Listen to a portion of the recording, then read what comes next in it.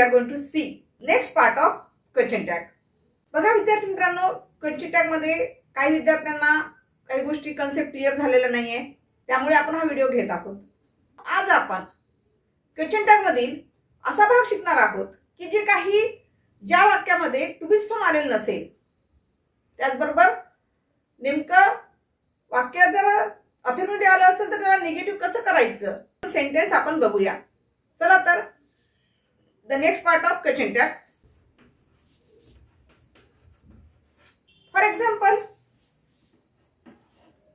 You know it.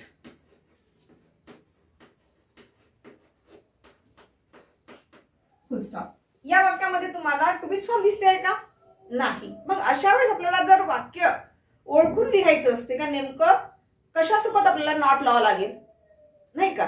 तर अशा वेळेस काय करायचं विद्यार्थी मित्रांनो, जर वाक्यामध्ये हेल्पिंग वर्ब कोणतं आलं नसेल तर अशा वेळेस मेन वर्ब कडे लक्ष टाकायचं. दिलेल्या वाक्यात मेन वर्ब कोणतं आहे? नो हे मेन वर्ब आहे. हे जर मेन वर्ब आलं असेल तर याच्यामधून आपल्याला टू डू फॉर्म बाहेर काढता येत असते, ज्याला आपण कसं काढणार आपण चला थोडं आपण बघूया. तर समजा वर्बचं फर्स्ट फॉर्म आलं असेल, आता नो हे फर्स्ट फॉर्म आहे म्हणून यामधून टू डू फॉर्म काय निघेल बाजूला? डू. जर व्हर्बला यस ईएस लागून आला असेल यामध्ये बाजूला काय काढायचं? डज. जर पास्ट टेन्स आला असेल तर यामधून बाजूला काय काढायचं आहे? डिड. पुन्हा लक्ष द्या, जर दिलेल्या वाक्यामध्ये टू बी फॉर्म किंवा मॉडेल ऑक्झिलरी कुठलंही आलेलं नसेल तर अशा वेळेस आपल्याला काय करावं लागेल, कसा क्वेश्चन टॅग बनवावा लागेल? तर अशा वेळेस मेन वर्ब कडे लक्ष द्यावं लागेल. दिलेल्या वाक्यात जे मेन वर्ब आहे ते कोणतं रूप आलेलं आहे वर्ब कडे बघावं लागेल. कोणतं रूप आलंय ते बघायचं. जसं की या वाक्यामध्ये नो हे मेन वर्ब आलेलं आहे, फर्स्ट फॉर्म ऑफ वर्ब आलेला आहे म्हणून यामध्ये काय घ्यायचं आहे? डू घ्यायचं. जर वर्बला यस ईएस आयएस लागून आलं असेल तर डज बाजूला काढायचं आहे. आणि जर वर्ब आलं असेल म्हणजे क्रियापदात दुसरं रूप आलं असेल तर डीड घ्यावं लागेल. बघा आता दिलेलं वाक्य कसं करावं लागेल बघा. पहिले जशाला सगळं वाक्य लिहून घ्यायचं. यू नो इट हे घेतल्यानंतर कॉमा द्यायचं. यू नो इट हे घेतल्यानंतर कॉमा दिल्यानंतर या वाक्यात आपल्याला कोणतं रूप दिसते? व्हर्बचं फर्स्ट फॉर्म ऑफ वर्ब दिसते आहे म्हणजे डू. इथे डू घ्या. वाक्य कसं आहे? प्रकार तो कोणता आहे? अफर्मेटिव्ह सेंटेन्स आहे म्हणून इथे काय घ्यायचं? क्वेश्चन टॅग करत असताना निगेटिव्ह म्हणजे डोंट. आणि हा जो सब्जेक्ट आहे हा सब्जेक्ट प्रोनाउन आहे का बघा. हा जो सब्जेक्ट आहे हा सब्जेक्ट प्रोनाउन आहे का बघा. आहे म्हणून डोंट यू क्वेश्चन मार्क. अशा पद्धतीने तुमचं त्या ठिकाणी काय होईल? क्वेश्चन टॅग तयार होईल. बघा कसं झालेलं आहे. You know it comma don't you. Another example, she sings a song. बघा दिलेलं वाक्य कसं आहे? अफर्मेटिव्ह सेंटेन्स मध्ये आहे पण या वाक्यामध्ये टू बी फॉर्म आहे का? नाही आहे. मॉडेल ऑक्झिलरी नाही आहे. कुठलंही हेल्पिंग वर्ब वगैरे दिसते आहे का? नाही आहे. तर अशा वेळेस नेमकं काय करणार? वर्ब कडे लक्ष टाका. वर्ब कोणता आलेला आहे? सिंग्स आलेला आहे म्हणजेच मेन वर्ब कोणता आहे? सिंग आहे. याला यस ईएस आयएस प्रत्यय लागून आलाय म्हणजेच काय घ्यायचं तुम्हाला? डज. बघा हे वाक्य कसं होईल? शी सिंग्स अ सॉन्ग. पूर्ण वाक्य जसं तसं लिहून घ्यायचं. त्यानंतर कॉमा द्या. दिल्यानंतर याला यस लागून आलेला आहे राईट म्हणजे आपल्याला बाजूला काय घ्यायचं आहे? डज. डज घेतल्यानंतर पहिले बघा वाक्य कसं आहे? होकारार्थी नकारार्थी. दिलेलं वाक्य अफर्मेटिव्ह सेंटेन्स आहे म्हणजेच क्वेश्चन टॅग कसा होईल? निगेटिव्ह होईल म्हणजे डजचा बदल काय करावं लागेल? ते डझंट. डझंट. सब्जेक्ट बघा कोणता आलेला आहे? शी. शी हा सब्जेक्ट आहे म्हणजेच ऑलरेडी प्रोनाउन आलेला आहे म्हणजेच आपल्याला समोर तिकडे घेताना काय करावं लागेल? She. Doesn't she question mark. कारण आपला रूल्सच आहे क्वेश्चन टॅग ज्यावेळेस आपण बंद करतो त्यावेळेस शेवटी काय आला पाहिजे? प्रोनाउन यायला पाहिजे. ज्यावेळेस आपण क्वेश्चन टॅग बंद करतो त्यावेळेस शेवटी सब्जेक्टचं प्रोनाउन त्या ठिकाणी यायला हवं. म्हणजे हा सुद्धा काय झालेला तुमचा? प्रोनाउन झालेला आहे राईट. म्हणजे डझंट शी या पद्धतीने करावं लागेल. ठीक आहे. अनदर एक्झाम्पल बघूया. Now next sentence, Hari Hari came here, came here. बघा या वाक्यामध्ये टू बी फॉर्म आलेला आहे का? नाही आहे. सगळ्यात पहिले आपण वाक्य जर आपल्याला क्वेश्चन टॅग मध्ये बनवायला आलं असेल, क्वेश्चन टॅग जर बनवायला आलं असेल तर सगळ्यात पहिले वाक्य बघून घ्यायचं. फर्स्ट कंडिशन लक्षात घ्यायची, दिलेलं वाक्य हे निगेटिव्ह आहे का की अफर्मेटिव्ह आहे. जर अफर्मेटिव्ह असेल तर क्वेश्चन टॅग हा नेहमी निगेटिव्ह बनवायचा असतो. सेकंड कंडिशन काय लक्षात घ्यायची विद्यार्थी मित्रांनो, जर दिलेल्या वाक्यामध्ये हेल्पिंग वर्ब किंवा टू बी फॉर्म आलं असेल किंवा टू हॅज फॉर्म आला असेल तर त्याचाच वापर क्वेश्चन टॅग करत असताना घ्यायचा असतो. जसं की या अगोदरच्या व्हिडिओमध्ये पण सांगितलं होतं, first part of question tag ज्यावेळेस घेतला आपण त्यावेळेस पण सांगितलं होतं. ठीक आहे. तरीही विद्यार्थ्यांना, काही विद्यार्थ्यांना अडचण आलेली होती की मॅडम ज्या वाक्यामध्ये टू बी फॉर्म नसेल तर अशा वेळेस कशा प्रकारचं क्वेश्चन टॅग बनवायचं, म्हणून त्यासाठी त्या विद्यार्थ्यांसाठी स्पेशली हा व्हिडिओ तयार करत आहे. ठीक आहे. तर या ठिकाणी बघा लक्ष द्या, या वाक्यामध्ये तुम्हाला दिलेल्या वाक्यात व्हर्ब कोणता आलेला आहे? केम. केम हे व्हर्ब आलेला आहे, पण या वाक्यात टू बी फॉर्म आलेला आहे का? नाही आहे. मग अशा वेळेस काय करायचं, दिलेल्या वाक्याचा जो व्हर्ब आहे हा व्हर्ब कोणत्या फॉर्म मध्ये आहे पहिले लक्ष द्यायचं. इथे आलेला केम जो आहे हा कसा आहे? पास्ट टेन्स आलेला आहे, V2 आहे, सेकंड फॉर्म ऑफ व्हर्ब आहे. इथे आलेला व्हर्ब जो आहे तो कसा आहे? सेकंड फॉर्म ऑफ व्हर्ब आहे. ठीक आहे. मग अशा वेळेस कसं करणार, या ठिकाणी आपण सांगितलं सेकंड फॉर्म ऑफ व्हर्ब आलं असेल तर काय घ्यायचंय तुम्हाला? डीडचा वापर करायचा आहे. चला पूर्ण वाक्याचा शब्द तसं घ्या. Hari came here, comma. आता या ठिकाणी केम आलेला आहे म्हणजेच पास्ट टेन्स आहे, म्हणजे इथे काय घ्यावं लागेल? डीड. दिलेलं वाक्य अफर्मेटिव्ह आहे, अफर्मेटिव्ह असेल तिकडे काय घ्यायचं? निगेटिव्ह, म्हणजे डिडंट. डिडंट घेतल्यानंतर सब्जेक्ट कडे नजर टाका. सब्जेक्ट कोणता आलेला आहे? हरी. हा तुमचा सब्जेक्ट झालेला आहे. पण आपली कंडिशन काय आहे? आपली कंडिशन आहे का क्वेश्चन टॅग ज्यावेळेस आपण क्लोज करतो त्यावेळेला, ज्यावेळेस आपण क्वेश्चन टॅग बंद करतो त्यावेळेला शेवटी काय आला हवं? प्रोनाउन यायला पाहिजे. मग हरी हे काय आहे? नाउन आहे, याचा आपल्याला प्रोनाउन काढता आला पाहिजे. मग हरीचं प्रोनाउन काय होईल? ही. तर या ठिकाणी शेवटी तुम्हाला काय घ्यावं लागेल? ही. सपोज तुम्ही जर या ठिकाणी हीच्या ऐवजी हरी लिहिलं तर तुमचं उत्तर या ठिकाणी काय होईल विद्यार्थी मित्रांनो? रॉंग होईल. म्हणून हे सगळ्या बारीक सारीक जेवढ्या काही मी कन्सेप्ट सांगत असेल त्या गोष्टीचा बारकाईने विचार करायचा. ठीक आहे. Sentence, Suresh did nothing else.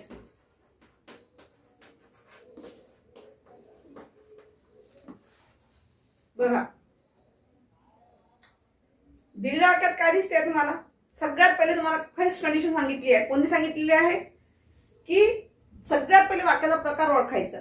Types of sentence बघा कुठला आहे? निगेटिव्ह आहे. Right.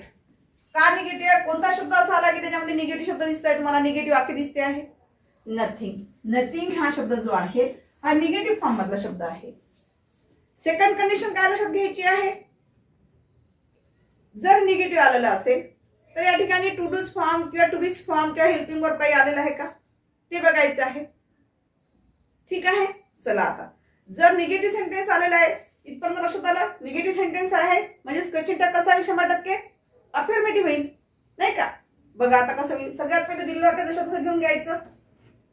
Suresh did nothing else. त्यानंतर कॉमा द्यायचं. कॉमा दिल्यानंतर काय करायचंय? या वाक्यामध्ये निगेटिव्ह वर्ड्स कोणता आलेला आहे? नथिंग हा निगेटिव्ह वर्ड्स आलेला आहे. बरोबर आहे. हा नथिंग हा निगेटिव्ह वर्ड्स असल्यामुळे क्वेश्चन टॅग हा होकारार्थी बनणार म्हणजेच अफर्मेटिव्ह बनणार. तर या ठिकाणी कशाला लागून आलेला आहे? नथिंग. डीडला. चला कारण हा पास्ट टेन्स आहे डीड आणि आपण आता शिकलो जर पास्ट टेन्स व्हर्ब आला असेल तर पास्ट टेन्स घ्यायचं आपल्या टू डूज फॉर्म नाही का? म्हणजे डीडचं काय घ्यावं लागेल? डीडच घ्यावं लागेल. डीड नंतर कारण इथे आपल्याला पुन्हा नॉट घ्यायची गरज पडेल का? नाही. मुलाचं नाव आहे म्हणजे त्याचं काय होईल? Pronoun he. डीड ही. शेवटी क्वेश्चन मार्क. म्हणजे लक्षात आलं तुमच्या? जर दिलेलं वाक्य निगेटिव्ह आलं असेल तर क्वेश्चन टॅग कसा बनतो आहे? अफर्मेटिव्ह बनतो आहे. ठीक आहे. चला आता आपण काही नेक्स्ट एक्सेप्शनल सेंटेन्स बघूया. जसे की for example next exceptional sentence कडे जाऊया आपण. एक्सेप्शनल सेंटेन्स कडे जाऊया आता. आता एक्सेप्शनल सेंटेन्सेस कोणती आहे बघा. For example, we shall play here. आता हे जर तुम्हाला असं वाक्य दिलेलं असेल, सगळे विद्यार्थी काय करतील क्वेश्चन टॅग करताना? सगळ्यात पहिले टाइप्स ओळखतील, राईट. दिलेला टाइप्स कसा आहे?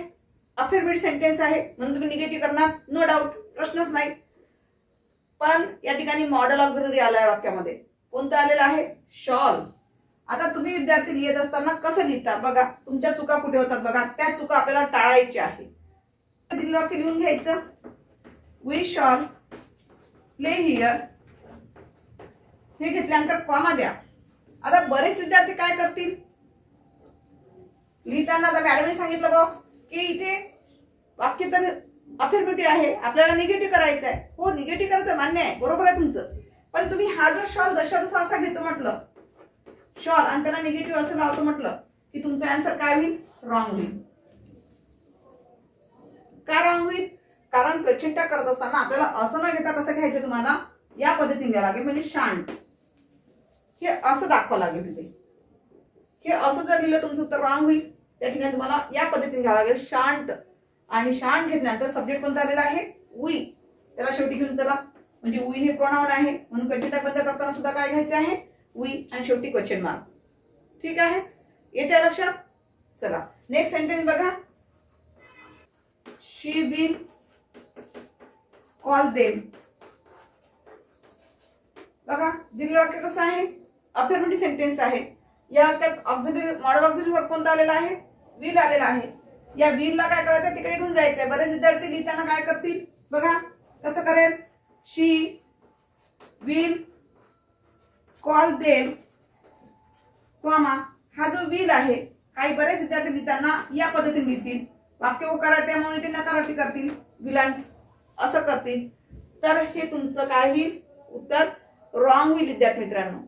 तर अशा वेळेस तुम्हाला काय करावं लागेल? असं न लिहिता तुम्हाला काय करायचं आहे? या ठिकाणी कसं लिहायचं आहे? तर विलांटचा बदल काय करायचा आहे तुम्हाला? ओंट करता येते क्वेश्चन टॅग करत असताना. हा बदल लक्षात घ्यायचा आहे, ओंट. आणि सब्जेक्ट कोणता आलेला आहे? शी. ह्या बारीक बारीक गोष्टी तुम्हाला लक्षात ठेवायची आहे की जेणेकरून आपल्याला अशा प्रकारचं जर वाक्य आलं असेल तर वाक्यामध्ये विल आला असेल आणि वाक्य जर अफर्मेटिव्ह आलेलं असेल तर अशा वेळेस त्या ठिकाणी बदल काय करायचं आहे? ओंट शी करायचं आहे. म्हणजेच विलचं क्वेश्चन टॅग करत असताना तिकडे काय बदल होईल? ओंट असा बदल होईल. ठीक आहे, चला नेक्स्ट सेंटेन्स कडे. आतापर्यंत आपण जे काही सेंटेन्स बघितली होती त्या सेंटेन्स मध्ये सगळी वाक्य आपण अफर्मेटिव्ह टू निगेटिव्ह आणि निगेटिव्ह टू अफर्मेटिव्ह कसं करायचं बघितलं. पण असा कधी विचार आला का तुमच्या मनामध्ये की जर समजा इम्पेरेटिव्ह सेंटेन्सचं वाक्य आलं असेल तर अशा वेळेस क्वेश्चन टॅग कसा तयार होईल? याबाबत काही प्रश्न निर्माण झाला का? कारण टाइप्स ऑफ सेंटेन्सेस मध्ये तर किती असतात?